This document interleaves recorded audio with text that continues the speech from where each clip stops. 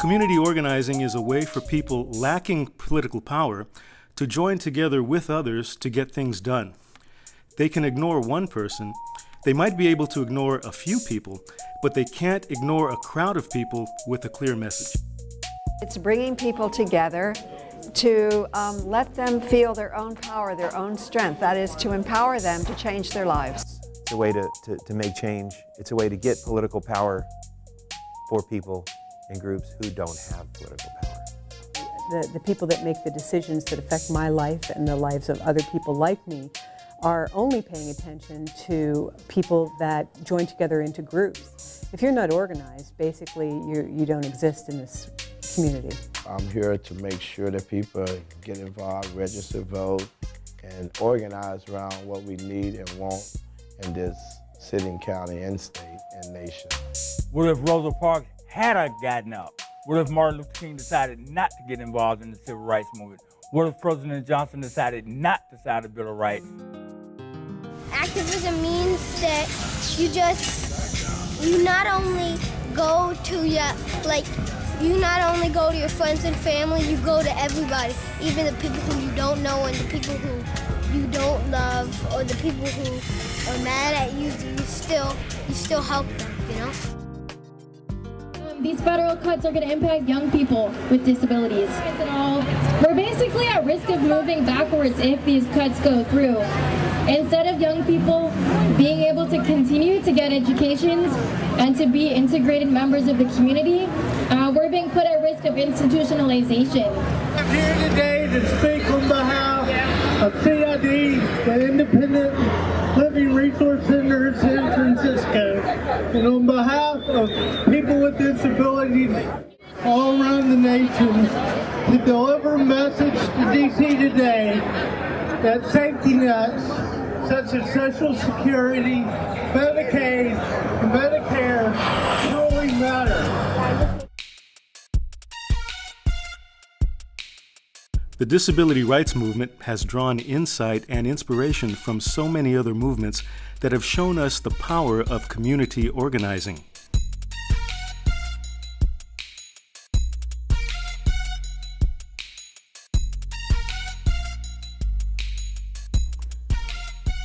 In the Civil Rights Movement, hundreds of thousands of black people and other people of color took action to demand an end to their status as second-class citizens. They used the power of numbers to force change at lunch counters, through the Montgomery bus boycott, and other organized acts of resistance.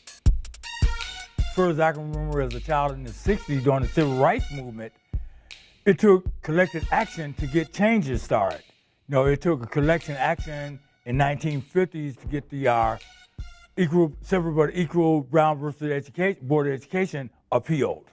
It took a boycott of buses in the 1950s.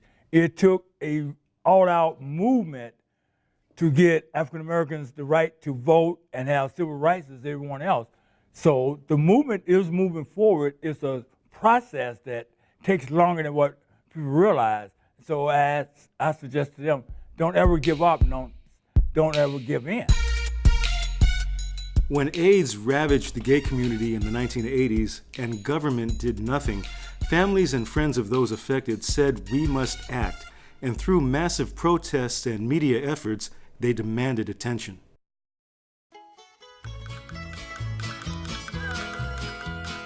Farm workers stood up against big agribusiness, organizing Filipino and Latino workers in 1965, starting the Delano grape boycott that lasted 5 years.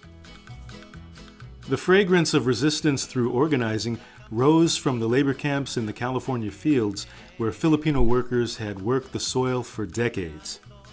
When farm workers were intentionally sprayed with pesticides by growers, they needed to call attention to their condition.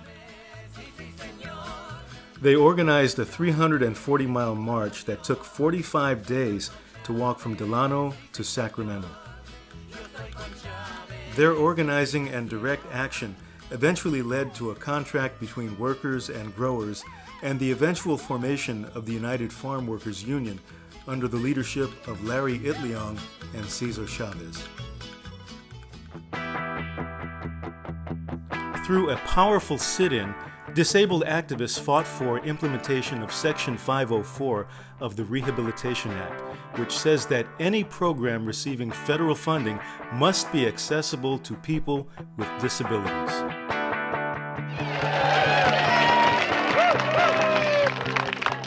For 124 years, we've had history, hearing prisoners. 124 years, and now it's enough of that.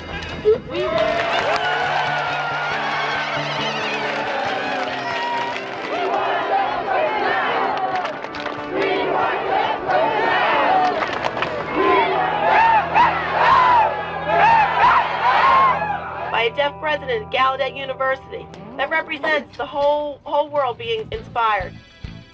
It'll be a role model. Everybody can look up to him. Together, we all need to work together.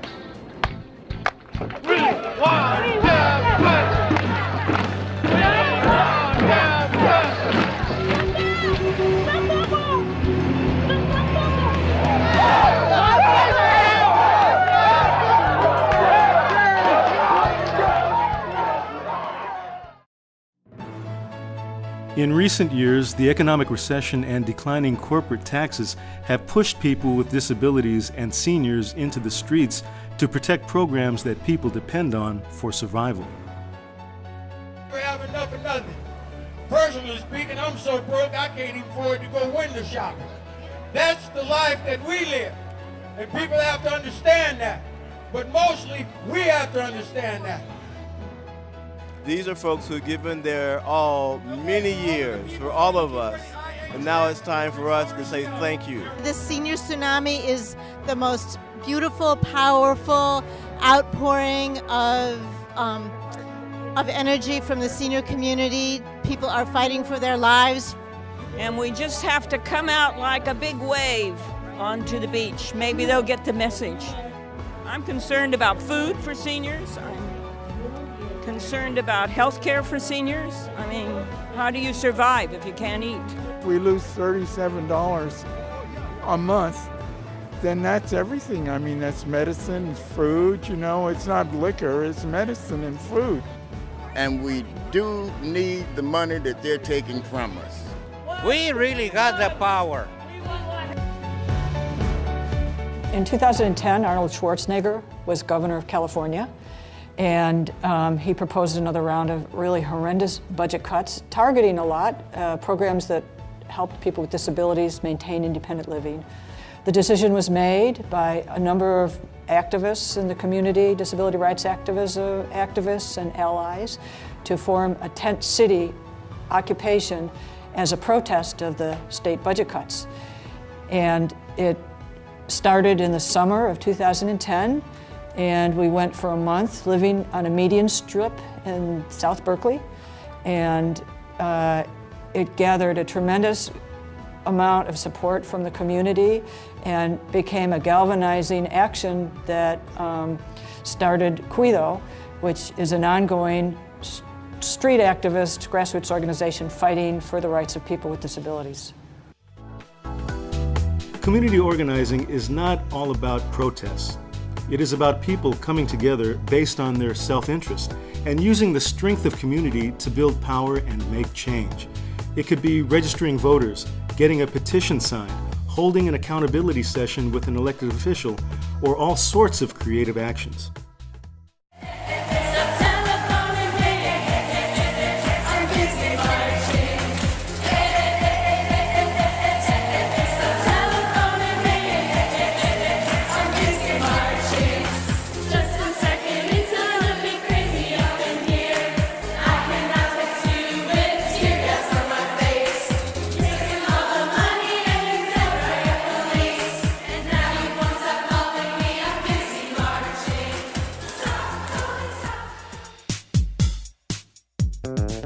This gathering of women activists with disabilities from over 80 countries shows us that community organizing knows no boundaries. In every nation, in every land, there is a dawning of a new day.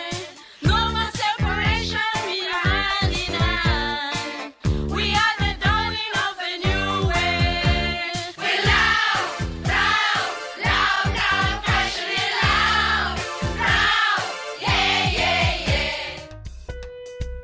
How does community organizing get started? With people wanting to make a change on an issue that affects their lives, reaching out to friends, neighbors, and other people to make it happen. Tricia and her community had a fun and successful campaign to make sure that she could get into her own apartment building in her wheelchair. And the pressure from the bake sale worked. Just a week after, the management company came up with the money to install the power door. Get involved. You can start from scratch if you like. All it takes is talking to your friends and neighbors and other people who share your interests and concerns. People who want to make a change on an issue that is important to all of you. Or you can join a local group. Contact your local independent living center. In San Francisco, that's Independent Living Resource Center, SF. Or you can reach out to Senior and Disability Action. Outside of San Francisco, find your local independent living center or senior advocacy group. Contact information for all of these can be found on the Independent Living Resource Center San Francisco website at www.ilrcsf.org. This is our secret weapon. We love each other. We believe that our lives are precious, and that if we believe that, really, we will fight. I really think it's important to become involved in groups and organize other people to become involved in activities that will promote the needs of all of us so that we can get what everyone else gets. We want to be equal. Don't ever give up, don't ever give in. Because it might not come right away, and change do not come right away, it comes gradually.